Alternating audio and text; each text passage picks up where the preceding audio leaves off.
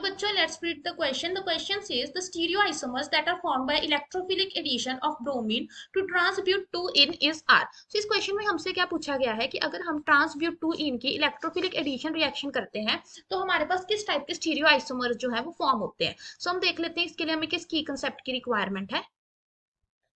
इस क्वेश्चन में हमें क्या पता होना चाहिए अबाउट रिएक्शंस ऑफ एल्कीन्स, और उसमें भी कौन सी हमारे पास एडिशन, क्या कौन सी reaction, that is electrophilic addition reaction.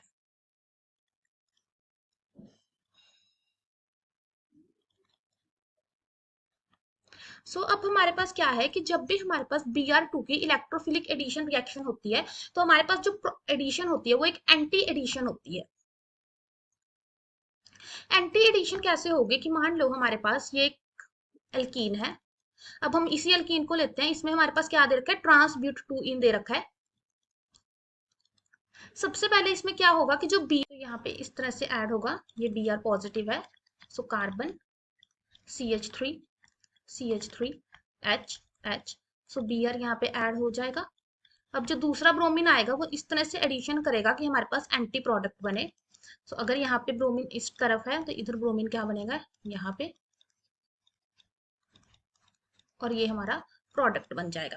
अब हमें क्या देखना है कि जब हम इसकी एडिशन करते हैं, जैसे कि हमारे पास रिएक्शन थी C double bond C H CH3, ये था ट्रांसब्यूटीन, तो हमारे पास कौन से स्टीरियो आइसोमर्स बनते हैं. सो इसमें जब हम Br2 की इलेक्ट्रोफिलिक एडिशन करते हैं तो हमारे पास जो कंपाउंड बनता है वो मीजो प्रोडक्ट बनता है. किस तरह से कि एक तो हमारे पास पॉसिबिलिटी है इस प्रोडक्ट की, और एक हमारे पास इस तरह से भी प्रोडक्ट बन सकता है कि Br इस तरह से हो.